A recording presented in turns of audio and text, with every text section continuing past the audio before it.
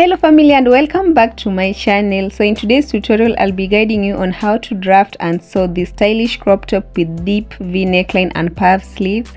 Kindly don't forget to like and subscribe if it's your first time interacting with my channel. Also leave a comment down below.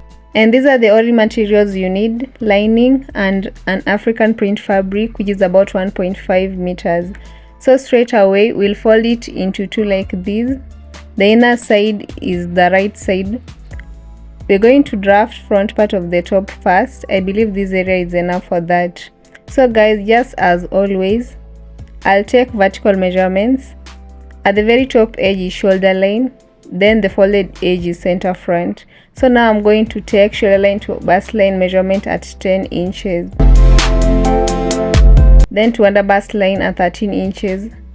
And lastly to waistline at 16 inches. After that, we'll go ahead and square out horizontal lines across. I want to now label each of the lines as bust line, under bust line, and waistline in that order. Next thing to do is draw normal front neckline, and I'm going to measure 3 inches neck width by 3 inches neck depth. Then I'll go ahead and draw neckline using a French curve ruler. Once I'm through, I'll mark half shoulder measurement from center front stitch, which in my case is 6.5 plus 0.5 inches stitching allowance. I'll go down by 0.5 inches only for shoulder slope, not 1 inch this time. And lastly, draw shoulder slope using a straight ruler connecting it to neck width. Guys, it's now time to measure chest line from shoulder slope. And the chest line is achieved by bust circumference divided by 6 plus 1.5. I'll put a mark at 7.5 inches, then draw a line across. And we'll label it as chest line 2. We marked 7 inches on shoulder line earlier. I'll carry it forward to chest line so that I'm able to draw armhole depth with the vertical line from shoulder slope to the mark. From there, we'll find armhole depth midpoint, put a mark. Go in by 0.5 inches from that exact point, and lastly measure quarter of bust circumference on chest line, which is also bust measurement divided by 4. After that, we'll draw armhole curve with these 3 points using a French curve ruler. Let's now measure the bust span or nipple to nipple measurement on waist line. In my case, I'm using 3.5 inches. Again on bust line, then draw that line. And I'm going to use a straight ruler for that. Now we'll measure 0.5 inches on each side of that line. Also 1 inch down from bust line on that line still. Thereafter we'll draw normal darts using these 3 points in that manner. Remember, I already marked armhole depth midpoint at this point earlier. I'll then connect it to that line using a curve ruler so that we now have shoulder princess dart. On the line, I want to measure 0.5 inches on each side. Again on this other side. After it, we'll measure 0.5 inches up from bust line. This will give more room for your breasts to sit. And I'll now draw curves from the mark I just put on armhole to that above bust line. Once I'm through with that, I'll extend the first line a little bit, and on each I'm measuring 1 inch. And since we already marked quarter bust circumference, I'm only adding 1.5 inches stitching allowance. After that, we'll draw new armhole using a curved ruler. So guys, this other one is of no use now. With that, I'll also mark quarter waist circumference on waistline from center front. Replace 1 inch for that plus 1.5 inches stitching allowance, which I also added on chest line. And having done that, I'm going to finish up front border's outline with the line connecting these 2 marks. Let's now draw V neckline, which is to end of bust line since it's the deep one. If you don't want the chest part to show a lot, end it on chest line. And that's it. I now want to cut a long outline and neckline, and I'll start with shoulder area. I just realized we left something very important out. You see, once the dart here is slashed out, the full length will reduce. So just add 1 inch plus another 1 inch folding allowance at the bottom edge, then square line across like that, after which we'll continue cutting out.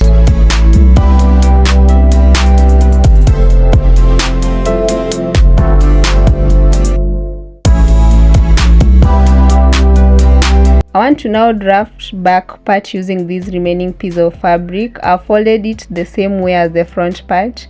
So now we'll start by drawing a line 1.5 inches away from side edge for the zip allowance.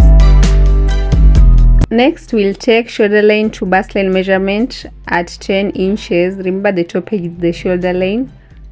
And then to waistline at 16 inches plus 1 inch only this time round.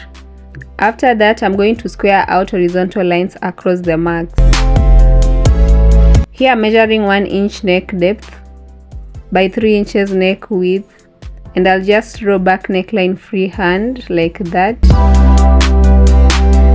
and then measure half shoulder measurement on shoulder line from center back. I'll go down by 0.5 inches too, and lastly draw shoulder slope in that manner. So guys, if you recall, we measured chest line at 7.5 inches from shoulder slope. That's the same thing here. Then a line across the mark indicating chest line. Let's also carry forward 7 inches on shoulder line to chest line, then a vertical line like that. Another thing is to measure quarter bust circumference on chest line, but this time I'll not be going inwards by 0.5 inches as front part. We'll use it as it is to come up with armhole using a curve ruler. Now we'll measure bust span on waistline and again on bust line, then draw that line. Moving forward, we'll go down by 1 inch from bust line, then also 0.5 inches on each side of that line, and that's all I'll use in drawing the back dart. Once I'm through, we'll measure armhole depth midpoint, put a mark there. So now I'll draw armhole princess dart with the curve ruler from that line to the mark. I'll go ahead and make an extension on it beyond armhole. Again measure 1 inch on the line. After that, we'll add 1.5 inches stitching allowance. Then I'll use a curved ruler to draw new armhole extension. This will prevent any shortage when joining side pieces to front. Let's then measure quarter waist circumference on waistline. Replace 1 inch dart plus 1.5 inches stitching allowance. Thereafter, we'll finish up back outline like that. And after I'm done, we'll cut out a long outline.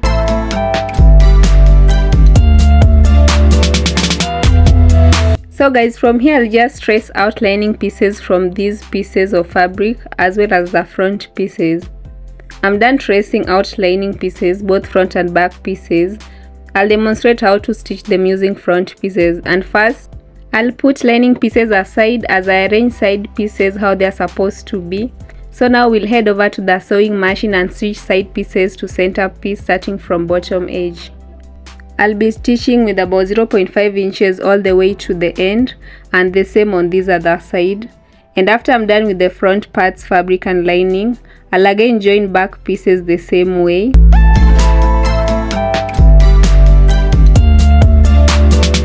Guys, this is what I've got after joining side pieces to front pieces for both fabric and lining, and as you can see, Bustier effect also came out nicely. I'll now bring back lining piece since I want to now join it to the fabric. First, make sure that they are well aligned before you can start stitching, and we'll stitch a long V neckline with about 0.5 inches all round. After stitching, ensure you notch all round again, then top stitch on the lining from its right side.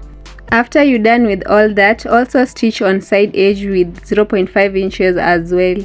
I'm now going to demonstrate how to go about back part. First, put right sides together like I'm doing, then stitch a long neckline with 0.5 inches. Notch, and lastly top stitch on lining from right side. After that, stitch on side edges with the same measurement. I'm done attaching lining piece to fabric as I explained, and I've also ironed. These are back pieces. I've also ironed front part after attaching lining to fabric piece. I now want to slash out front armhole so that it's the same measurement as the back armhole. And this is why it's so necessary to add extra 1 inch on full length to cater for that. I'm making sure they're well aligned, especially around shoulders and the side edges. And after achieving an alignment, I'll cut out in that manner. So guys, after cutting out, armhole depths are now same as you can see.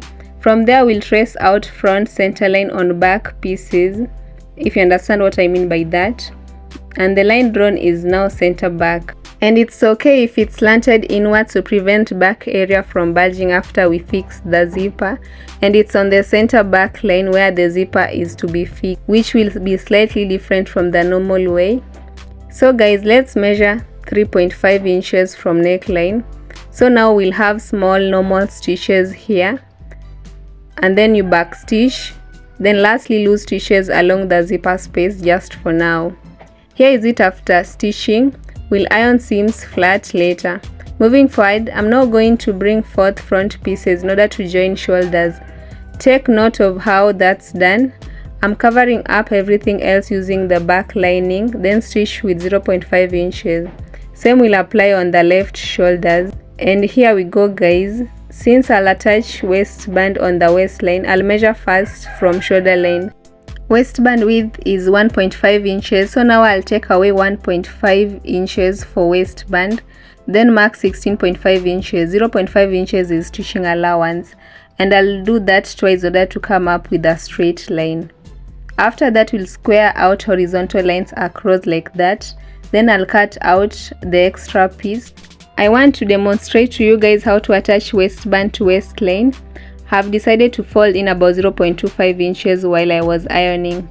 So now I'll insert front piece in between the waistband piece, and I'll start pinning them down while I ensure it's only 0.5 inches that goes inside waistband piece.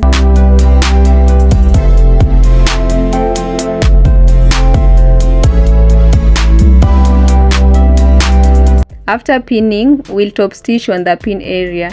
And then for the back part, I'll tear out a bit first. This is to enable me stitch waistband pieces on each side separately. Waistbands are now in place on both front and back pieces, and before I proceed, I'm going to pin back this area which was ripped out. Then we'll align both pieces together and stitch sides with body measurements. I'm done joining sides. I lastly want to work on sleeves. I've made the puff sleeves off camera. The link on how to make puff sleeves is on the description. Kindly check it out. And from here, I'll just fix the sleeves on the armhole. And to do that, you have to first turn top part to its wrong side while the sleeve pieces remain unturned. Then you just put it in like this, right sides together. Then spread seams around the armpit area and stitch all around with about 0.5 inches. After fixing sleeves, this is what I have. I'm now going to tear out zipper space which was loosely stitched. Then fix this long hidden zipper on it. Ensure the zipper is stitched upside down, which will make it easier wearing the top. I'm done fixing zipper and everything is now complete and looks neat. What do you think about this lovely top, guys? Kindly share your experience down below after making your own. Don't forget to subscribe and like this video. Let's meet in our next tutorial.